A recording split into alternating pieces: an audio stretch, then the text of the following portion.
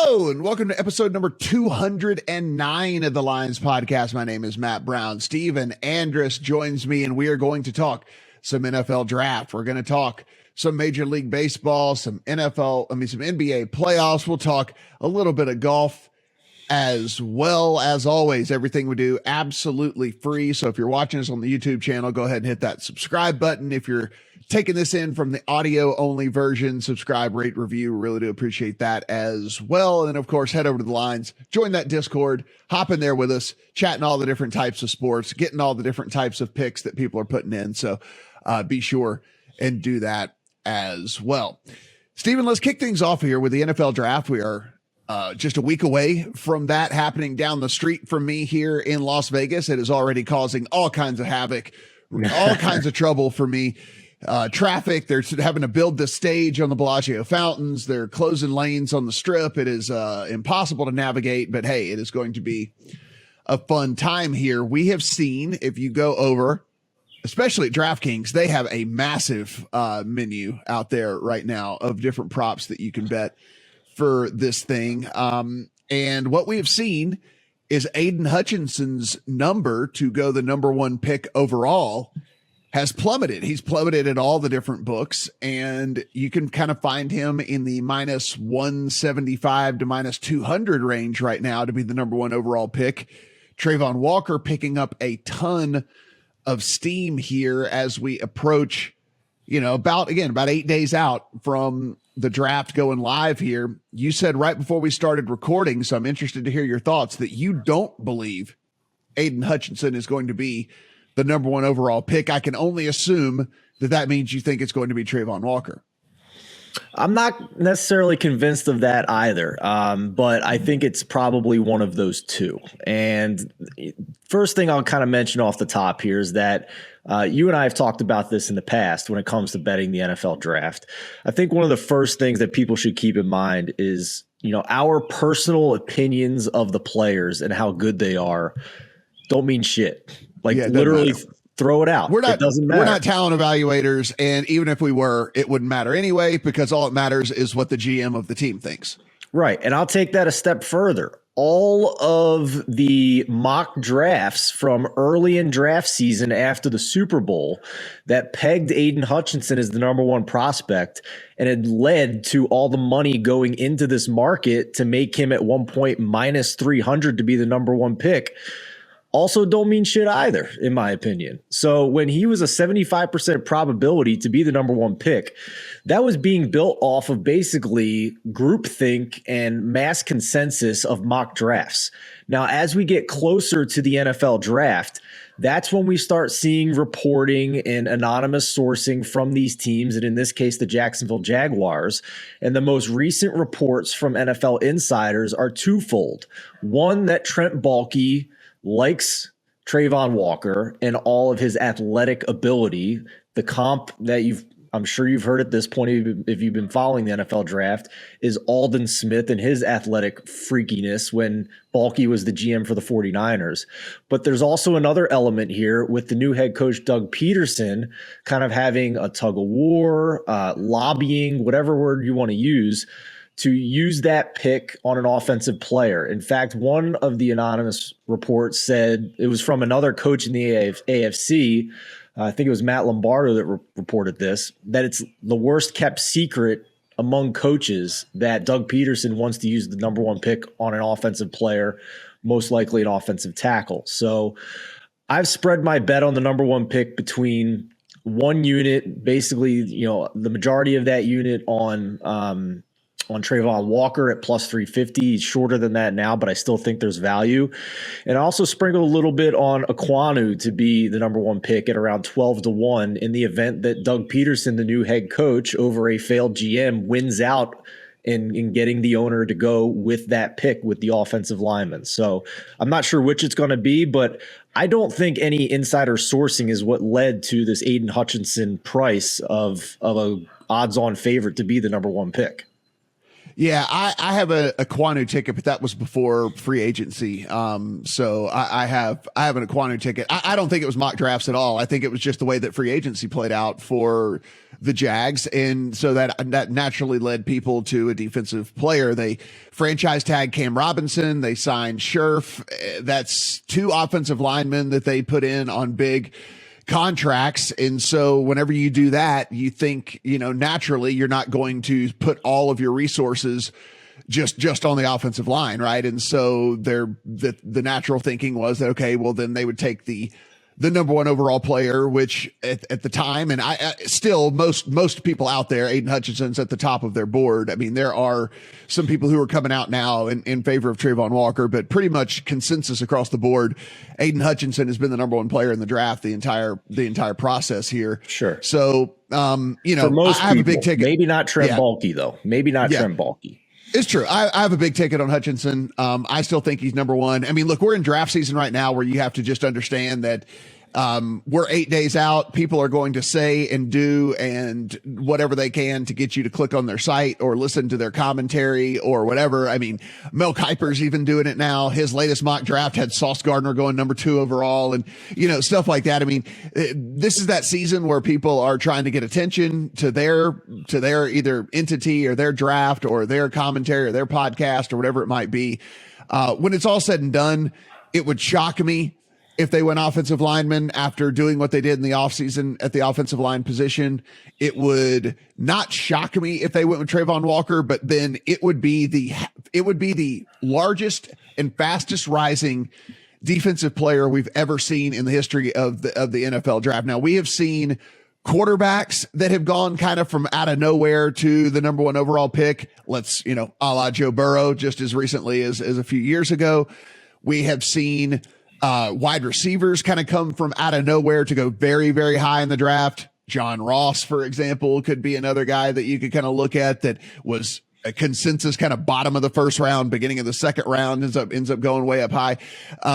But as far as defensive guys, we just don't see guys rocket out of, the original big boards that came out and, listen, you're allowed to change your mind and certainly you're allowed to watch a guy's tape and change your mind as well. But the original big boards that came out, Trayvon Walker was down in the 60s range, right? Like he was like well out of the first round and almost out of the second round as far as just, being evaluated on talent and nothing but talent alone. He wasn't even on the board to be an option for the number 1 pick at DraftKings. And I think he was like 35-1 when he first hit the board at BetMGM. Yeah. So it's it's interesting to me. I still think it's going to be Hutchinson. I might hedge just a tad because I have so much money on Hutchinson to take him to go like exactly the number 2 pick. Because again, if he doesn't go 1 overall, Detroit's going to run to the. Oh yeah, that would be a lock. Yeah. If he doesn't go 1, he's going 2. Yeah. So Detroit would run to the podium and get him with not only just for the fact that he played at Michigan and they're Detroit and all stuff like that. But again, I think that they would love the fact that he was there at 2, to get a guy that could start on their defensive line for the next 10 years. Matt, I guess I could sum up my opinion on this just based on numerical values here, because you and I differ in terms of the probability of what we think Hutchinson will be the number 1 pick. The odds are suggesting to me at the moment that he's like a 65% chance to be the number 1 pick.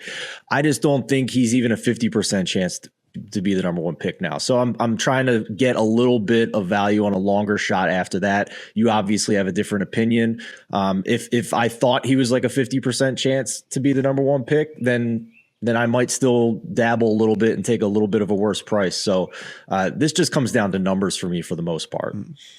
Yeah. And again, look, the good thing about the draft is you can kind of like, not necessarily live trade this, but you can certainly get in and then hedge off of a position to make sure that you make some money and this, that, and the other. So there's a lot of different ways that you can go about it. I do have a decent amount of bets. We'll do a full on draft podcast at the beginning of next week where we just reveal all of our bets and everything that we're looking at here. But one of the ones I did want to point out here, and Stephen, this could send things into a tailspin because of the reports that we've gotten over the last 24 hours, which is that Deebo Samuel and Terry McLaurin and who's the third? It's AJ Deebo Brown. Samuel and AJ Brown all are disgruntled all want new contracts and all will not be participating in off-season workouts because of their gruntleness that they have going on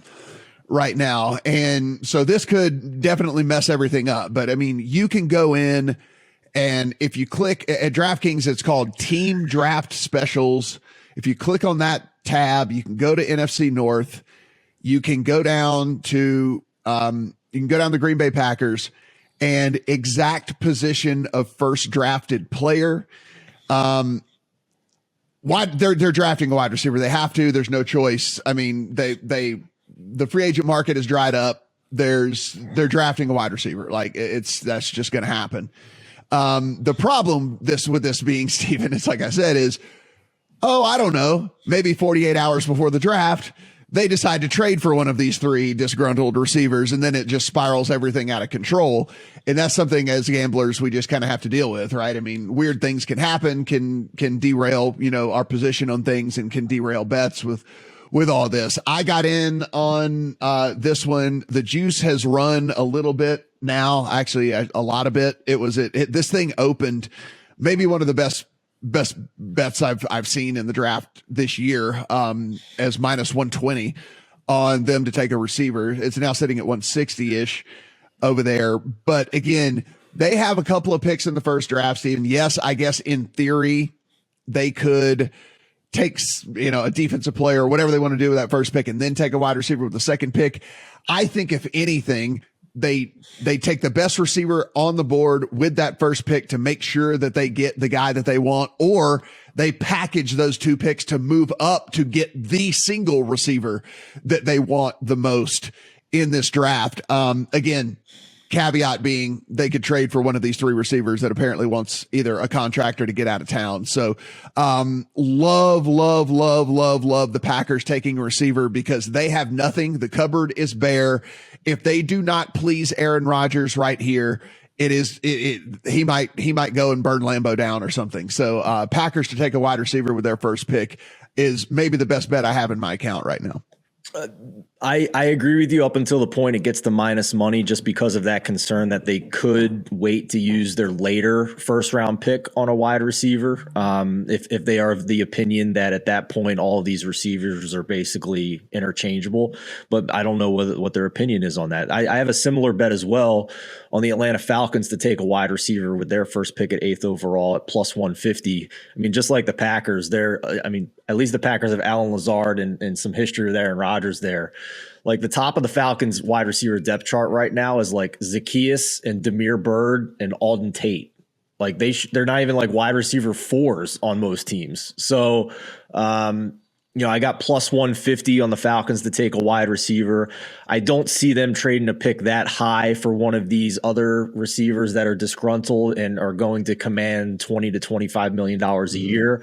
And I think Daniel Jeremiah recently made a really good point about the economics of receivers now and the fact that it's kind of turning into a quarterback situation as well, where you take your shots on the position in the first round, knowing that by the second contract, if they're really good and if they're the prospect you think they are, they're going to be $20 to $25 million a year, where you're getting them at like a fifth of that per year on their rookie contract, like a Justin Jefferson or a Deebo Samuels. So the money comes into play now, where it absolutely is worth taking your shot at that position. Along the same lines as the traditional value positions we've seen, like quarterback, edge rusher, cornerback, and offensive tackle. So I think wide receivers in that mix as well. And it wouldn't shock me if, there's heavy juice on wide receiver over 5.5. I don't think there's any doubt that we're going to see at least 6, but I'd even be curious at like, a 6 number. I wouldn't be surprised at all if we see 7 wide receivers in this first round, with the combination of the contract situation for these veterans and also the needy teams in this particular draft. Mm-hmm. Yeah, I mean, it's a passing league, right? And so you basically have to have a pass catcher. You have to have, well, first and foremost, you have to have a quarterback, but you have to have a quarterback, but you have to have pass catchers. You need to have guys who can defend those pass catchers. You need to have guys that can rush that quarterback, and you need to have guys that can protect that quarterback. And that's basically everything that drafts are about these days. That's basically everything that major free agent moves are about these days is one of those kind of 5 positions: is the quarterback, protecting the quarterback and someone the quarterback to throw to, and then defending the wide receiver and rushing the quarterback. Those are the positions that everyone really focuses on. What that did to me, so I just kind of went about it a little bit different than you. I took a flyer on Jameson Williams to be the number 1 wide receiver taken. So did I. With the same thought that he could go to the Falcons there at 8, because here's the thing. The Falcons are not in win now mode, and they have to know that. So the fact that Jameson Williams isn't going to be able to play until October or November shouldn't matter to them at all. Because they're not going to win now anyway. If the upside for Jameson Williams, which again, I'm not a talent evaluator, I'm just listening to what talent evaluators say.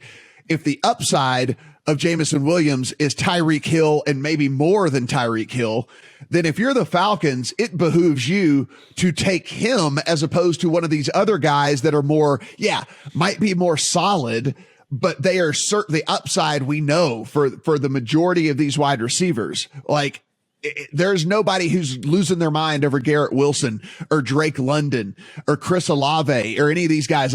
But Jameson Williams is the one name that you hear from these guys who do this for a living, these talent evaluators who say, no. The upside for Jameson Williams is legitimately a top 5 to 10 wide receiver in all of the NFL. And so if that's the case and you're the Falcons and you're drafting there, what good does taking Drake London do or Garrett Wilson where their upside's capped and you're not going to win this year anyway? Take the guy whose upside is unlimited and just who cares if he doesn't play until October or November, because you're not winning this year anyway. Yeah, I go back to what I said at the top of the podcast. My personal opinion, mock drafters' personal opinions don't mean shit when it comes to betting the NFL draft. And in this case, just to drive your point home, Matt, the consensus from what gets my attention is when I hear, well, teams have a player here or teams think of this class like this. That's what gets my attention.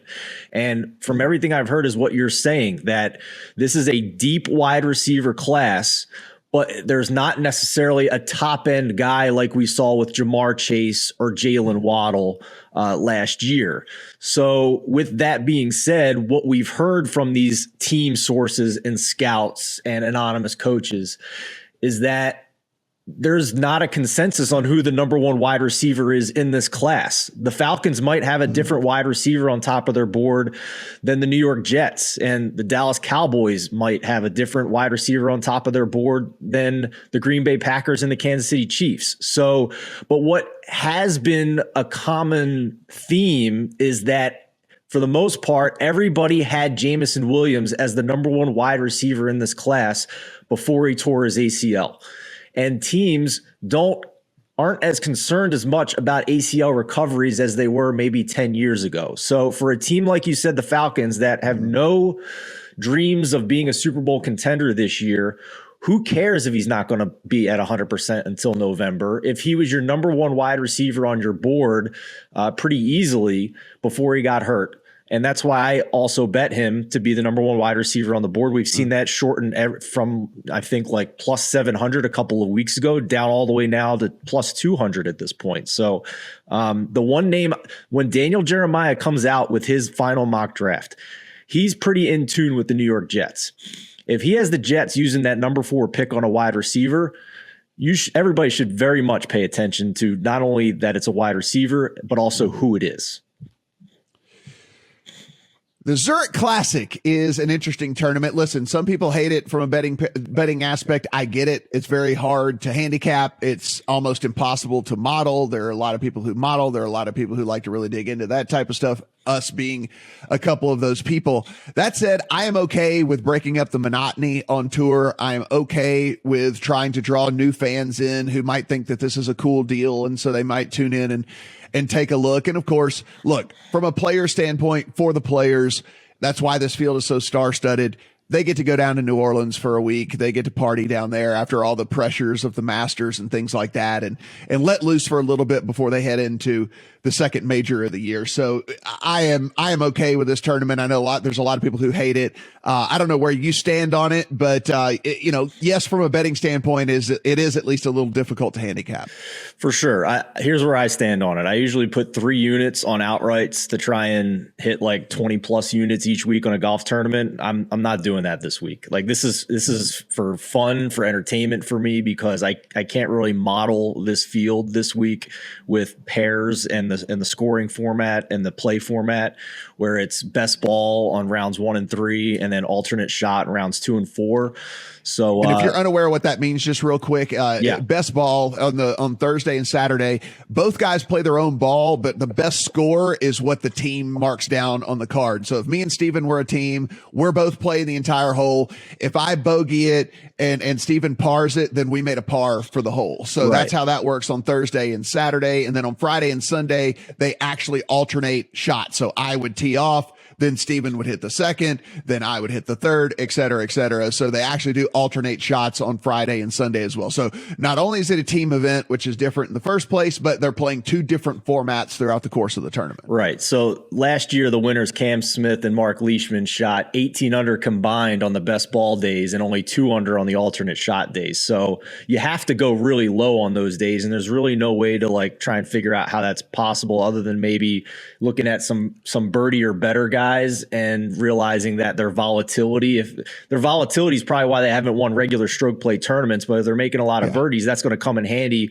in this, where they can make triple bogey and still have a birdie potentially on their card for their team. So, I'm just taking a couple of stabs here. The one that stood out to me in terms of down the board, I did bet Adam Hadwin and Adam Svensson, the Canadian Adams family, at 66-1.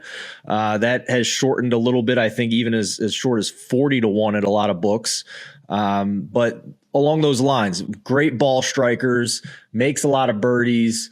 Svensson's volatile, though. That's why he hasn't won a tournament, but that might be neutralized in a tournament like this. And then at the top of the board, I don't know what you think, Matt. I mean, I don't know how I'm going to separate the top of this board. These are all great teams, a combination of just awesome, talented golfers like Colin Morikawa and Victor Hovland pairing up. That's why they're the rightful favorites, but also some other guys that are very talented and teamed up with lesser known guys who have played well in this tournament. So I'm kind of intrigued by the hottest player since Tiger Woods, Scotty Scheffler, being the 4th choice on this board, with Ryan Palmer, a guy who's had success in this tournament. We're not going to see Scotty Scheffler as the 4th choice on a board for the rest of the season.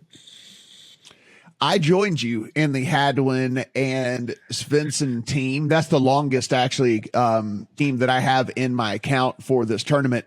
But the reason that you mentioned the thing about Svensson is what actually why I like the team and what intrigues me about this. I just want people who go out there and score, and I don't really care about all the other stuff, because again, you win and lose this tournament on the best ball days. And so if you look over the last 36 rounds, Adam Svensson is 22nd in this entire field. By the way, so there's only 80 runners technically, because it's there's teams of 2 guys, but that means there's 160 golfers actually in the field. I mean, it's only 80 in total because, a team is one entity. 33 in ties are what move on the cut line, but he is 22nd out of 160 golfers in this tournament in birdie or better gained, but he is 144th in bogey avoidance. Well, guess what? I don't care if you can make 3 straight birdies and then you go bogey 3 straight when you have Adam Hadwin as your partner, who is a steady Eddie guy so yes, go make your birdies. If you blow up a couple of holes, who cares? It doesn't matter to me. So I actually embrace the volatility with the Hadwin Svensson team. So I love that team. That is one of my favorite bets that I have in the account here because of the volatility. And a good top 20 too, considering how far they are down the board. Probably a good top 20 or top 10 bet as well. The shortest shot I put in the account, no shocker here, Sam Burns, Billy Horschel. If you look at again, I went in, and so I didn't model this, like I said, Steven. I just took the tournament ball striking, par 5 scoring, opportunities gained, birdie or better gained, bogey avoidance, because I just wanted to see who these volatile guys were. So these guys that make a lot of bogeys essentially, and a little bit and driving distance. Cause I do think, I don't think, I know it's been very wet down there. It's a fairly long course as it is anyway. It's 7,425 yards. And so you're not going to get any run out. You're not going to get whatever. So any extra distance you can get, especially if you're going to be playing these alternate shot days, could certainly be of benefit to these teams. And so I did put that as something I was looking at as well. And then I didn't run a model. I just went in and kind of compared where these guys stack up in the field comparatively to everybody else, kind of took like the lowest score, the lowest two scores, and kind of threw it out, and then built some teams all together. And this Burns Horschel team, not to mention current form for Billy Horschel, who, by the way, under the radar has been playing some really, really great golf here of late.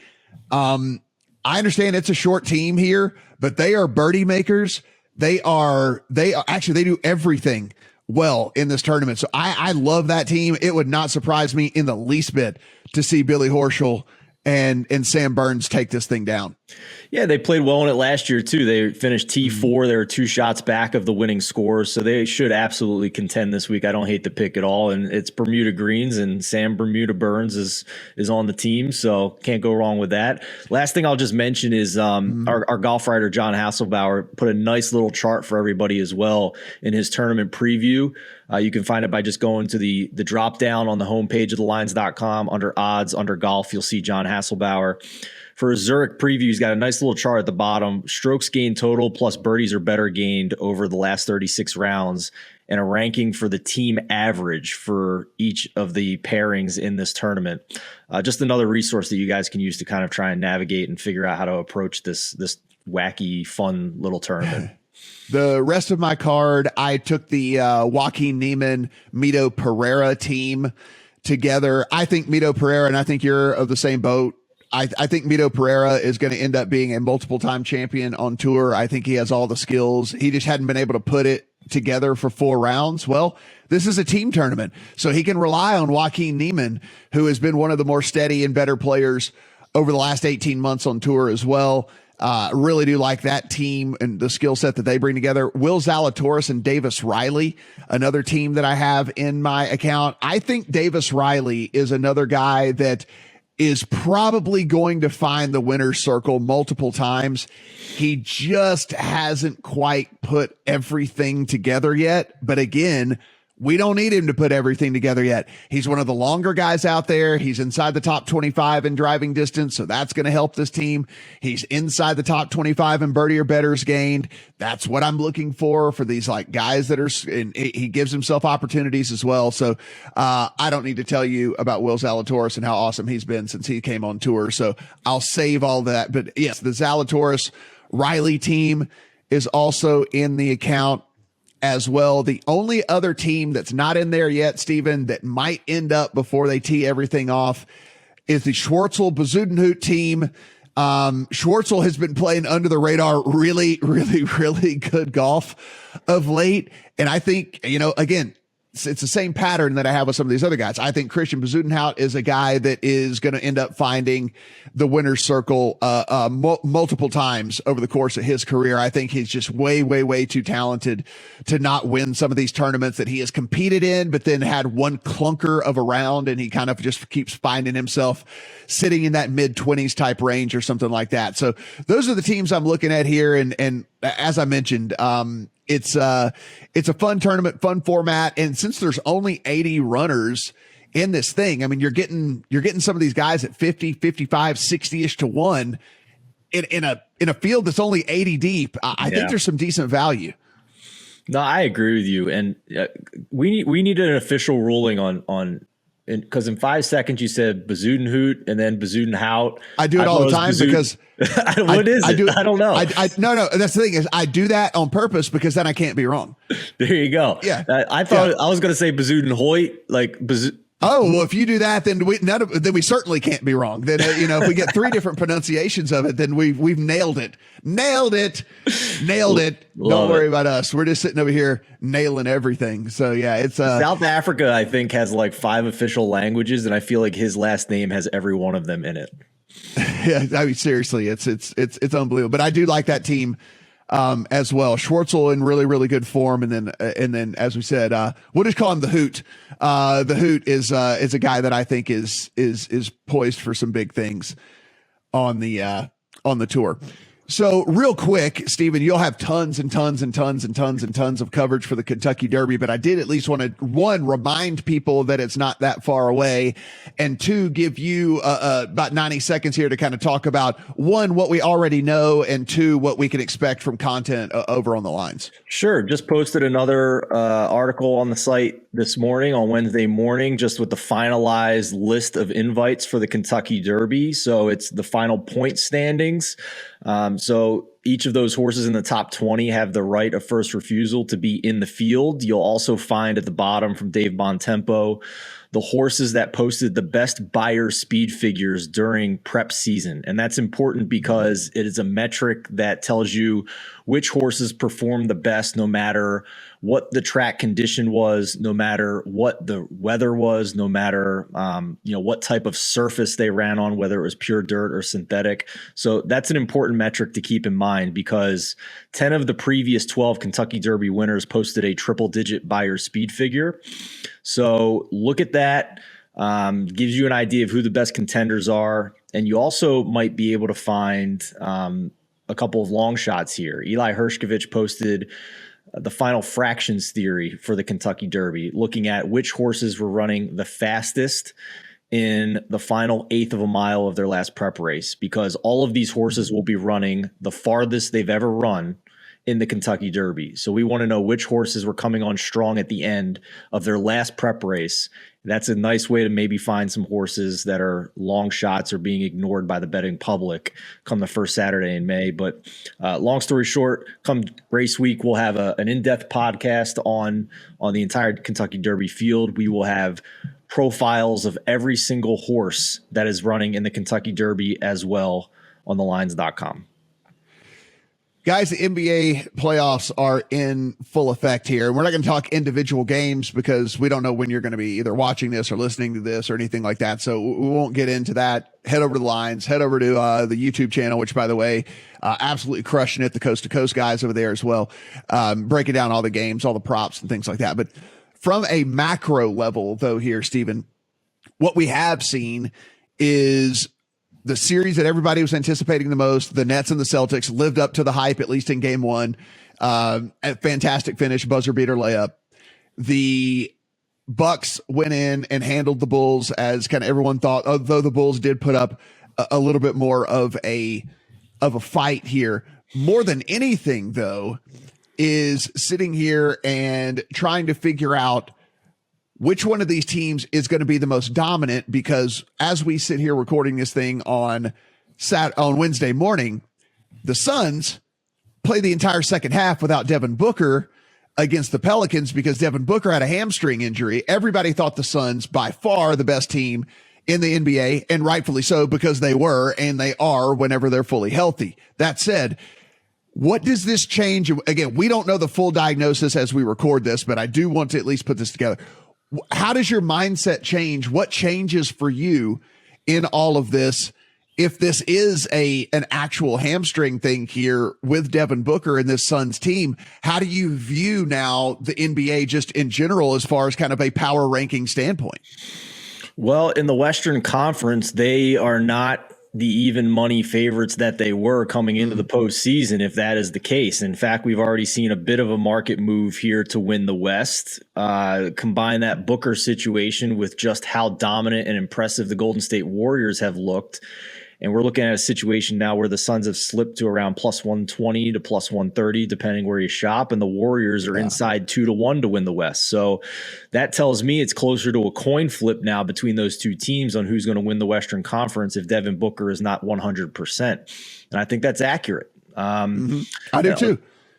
Yeah. And in the Eastern Conference, It's been the Bucks for me all along. Now I did bet the Heat to win the Eastern Conference before the postseason started, but that was more just trying to lock in some value on the fact that the other three teams at the top of the board were all on the same side of the bracket in the Eastern Conference. So literally only one of those three would be able to get to the final leg of that Eastern Conference future to what, in my opinion, face the Miami Heat, because as impressive as the Sixers have looked against the Toronto Raptors, I still think that the Heat would be, a respected favorite in that series against Philadelphia and give them more issues than Toronto it currently is. So I did take that value with the option to hedge if the Heat get to the Eastern Conference finals, but my opinion hasn't changed that I thought it was the Suns and the Bucks coming into the postseason.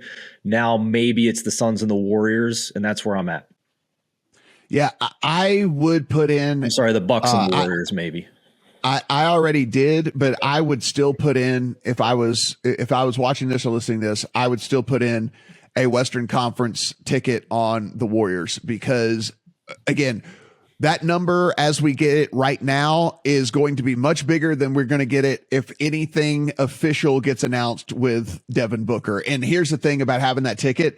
Even if Devin Booker does come back or is able to play at whatever, he's not going to be 100%, Stephen. We know that because he sat out the entire second half in a game in which it was tight at halftime. This wasn't like one of those deals to where he sat out the second half because they were up 12 at halftime and then ended up losing the game. It's not, no, this was a highly contested game in which he did not play in the second half because the hamstring was bothering him enough to where he didn't play. So if we get anything official about him being out for X amount of time or whatever it's going to be, that Warriors number is not going to be as big as it is today, is all I can say. So I would put a Warriors Western Conference ticket in my account. I did it immediately last night after I saw whenever they said during the broadcast that Devin Booker was ruled out for the rest of the game. I immediately went and put a Warriors Western Conference ticket in the account because that Suns team without Booker is just not the same. And I'll admit, I was a little hesitant about the Warriors being able to, after only playing 11 minutes on court together over the last 2 years, I was a little hesitant that they were just going to be able to fall right back into exactly the Warriors that we knew of old. Well, I'm an idiot because they are, and they did, and they have looked exactly as good as they have in past. And so with that, Stephen, just, I actually think I'm leaning towards the Warriors in the West right now, given everything that we know here on a Wednesday morning. Yeah, wasn't really banking on Jordan Poole turning into Kevin Durant and the Warriors dynasty, to be honest with you. I mean, goodness gracious, 30 and 29 points in games 1 and 2, 5 of 7 from 3, 5 of 10 from 3. Guy's been incredible. Had 8 assists in game 2. So that's now a 3-headed shooting monster out there. And I saw somebody make this point on Twitter, which I thought, dad joke, but make it the Splash Brothers who add a guy to their mix with the last name Poole, which is like, come on, man. Like, how does that happen? But along those lines, so obviously Warriors on the other side of the bracket with the Suns. We thought the Suns would coast to the conference finals. Does this put any seed in your head now if Booker's out for an extended period of time? We don't know that right now. So, we could change our opinions on this, but does this open up that side of the bracket for you to maybe try and figure out who's going to win this Jazz Maverick series and maybe take a spin on them to win the West with the intention of hedging if they get to the West Finals after beating an injured Suns team in the second round of the playoffs? It is certainly it's certainly something I'll dig into further because I think it's a good way to go about it, because we have to start thinking of this differently now, because where we were like, there was only one team that was head and shoulders above everyone else. Maybe the Warriors kind of in that second tier. Well, now those tiers have started to blend. Yeah, those tiers have started to blend, and now we've got to figure out here how to go about this. But definitely some interesting stuff. And guys, start thinking about that as it's a different way to go about betting all of this. Right? Is you don't have to only bet game to game, or you don't only have to bet series prices before the series starts. Like all of this stuff dynamically changes, right? Like the winners of the conferences, the winners of the series, how many games it's going to take, and this, that they're all updating constantly. So just because a series started doesn't mean you can't get in there and continue to bet it from an aspect like that. So just keep that in your mind as well. Stephen, let's close things out with Major League Baseball. It is still early on in the season, but I was wondering, one, if you have any air quote, overreactions here of the short season. Is there anything that you have seen that has changed your mind on a team, on a player, on any sort of anything like that, as we are, again, a fraction about 11 games into the season right now? Well, I'll start with the team I follow closest, and it's my Philadelphia Phillies. And I'll mention them as well just because of all the hype and all the storylines about them coming into the season with such a loaded lineup. And I agreed with our senior writer, Mo Nawara's spring training assessment of the Phillies that they might have the best lineup in baseball and the absolute worst defense in baseball. And that's they've won games with 8 runs and 3 errors so far this season. There have been situations like that. So I think they have holes in their starting pitching beyond Zach Wheeler. I don't think Aaron Nola is looking anywhere like the pitcher that we thought he was going to be a couple of years ago. So, I mean, that is an overs team for sure for the Philadelphia Phillies. And I think that the recent series they had against the Miami Marlins showed the flaws that they have on that roster, where they don't have good deep pitching with their rotation and bullpen, and they don't have good defense either. So that's a team I'm kind of downgrading a little bit. But other than that, I mean, it's status quo at the moment for me. I know you and I were talking about Garrett Cole coming into this podcast, and I think that's an interesting situation where he still is not the same pitcher he was before the sticky stuff scandal last year. Yeah. So that's another guy that you could potentially look to fade here in the early season. Well, that's kind of where I was going with my take here. Is I think the American League Cy Young is wide open. And so I would not be afraid to get a couple of these long shot tickets in my account in the case that, hey, look, this thing just gets completely wacky, because again, Garrett Cole comes in, the odds on favorite by a long shot. He's now already slipped to 9-1. Where he was down at like 4.5 to 1, 5 to 1. He has already slipped to 9 to 1, could continue to slip. The guy's had one quality start in his last 9 starts. I mean, like, he's not finding it. He's not going to be that guy. And so you start to go down the board a little bit, and like, I understand. Is it likely to happen? No, but getting a 30-1 on Luis Severino, who looks like he kind of found his stuff here, getting a 30-1 ticket in my account on a guy like him.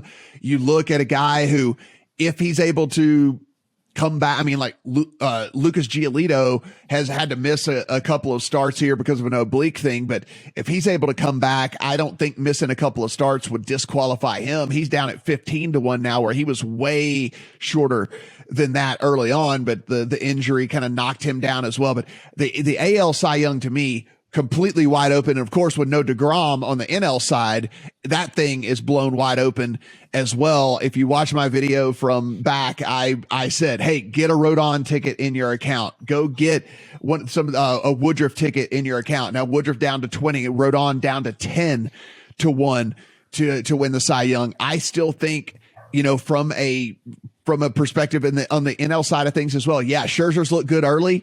Could that go away? I mean, he's old, right? I mean, he could get hurt. Things could go downhill for him as well. So I think both of these Cy Young deals, I'm going to start having, I think this is going to be interesting, because you and I are going to be doing this podcast all summer long. I might end up with 5, 6, 7, 30+1 tickets in my account on these Cy Young deals or whatever. Yeah, exactly. And just kind of almost, for lack of a better term, live trade, these guys and stuff like that, because I honestly believe that both of these Cy Young markets are completely up in the air this year.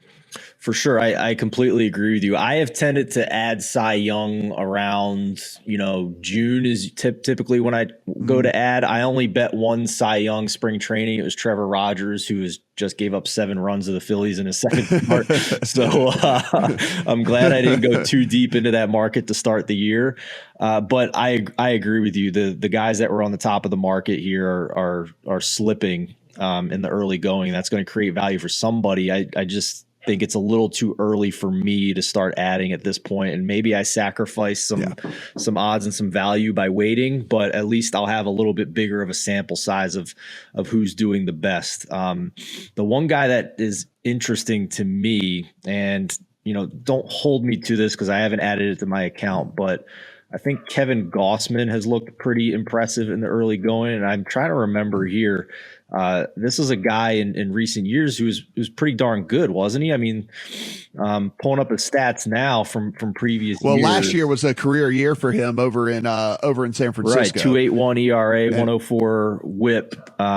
He's had a couple of solid starts in Toronto to start the year. So even the year before that in 2020, the shortened season, 3.62 ERA. So I think he's around 25-1 right now.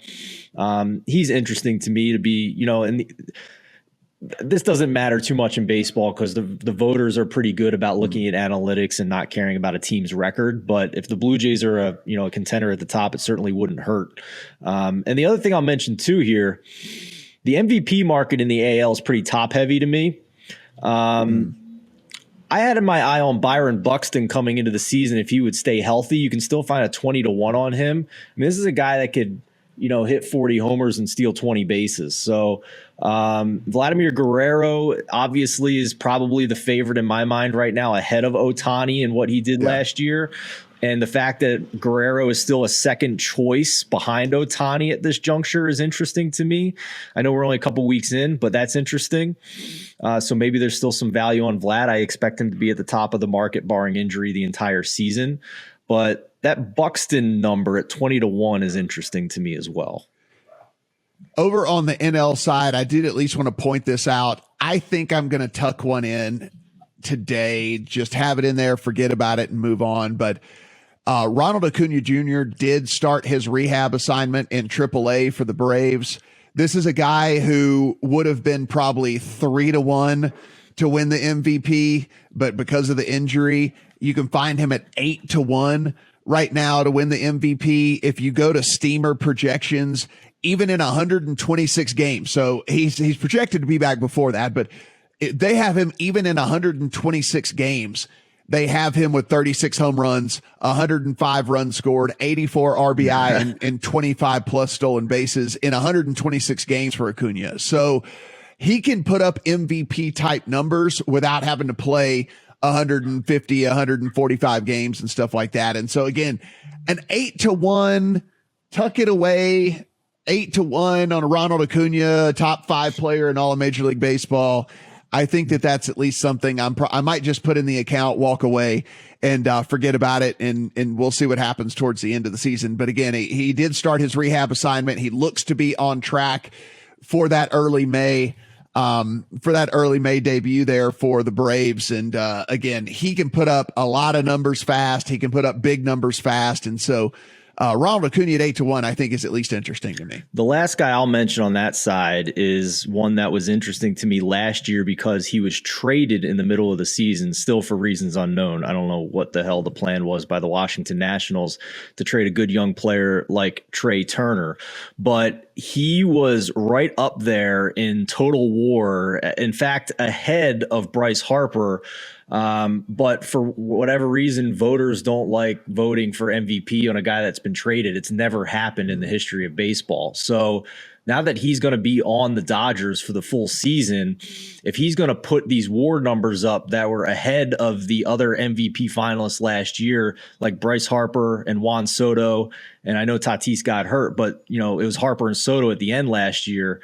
And Turner was actually even better in terms of WAR. He just got traded, and we're getting, I think, like 12-1 on him right now to win MVP. That's interesting to me as well, as long as he stays healthy. Guys, everything we talk about, you can find some way, shape, or form over on the lines, and most likely you'll find multiple ways over on thelines.com. So be sure and head over there and get in on all of that and take in all of the awesome articles and stuff that's getting done. Again, if you're watching this on YouTube, go ahead, hit that subscribe button. Really do appreciate it. If you're not, if you're just listening to this audio version, head over to the YouTube channel. You can find the button to get there right on the homepage of the lines. Head over to the YouTube channel. Awesome content going up on a daily basis over there. Take you through the rest of NBA playoffs into Major League Baseball. We're going to be talking in depth about the draft. We're going to be talking in depth about all of the major golf tournaments. We're going to be talking in depth about the Kentucky Derby. So be sure and be subscribed over there as well, so you get the notifications every time something goes live, because it is a very valuable resource, as is the new Discord as well, where not only can you get a good information, but you can enter contests to win free money, absolutely free, just by being involved in the community over there. So yes, use your sports knowledge to win free money from us, courtesy of thelines.com over there. So be sure and do that as well. If you want to follow Steven on the Twitter machine at Stephen Andress1, you want to follow me at Matt Brown M2. Guys, good luck on all your bets.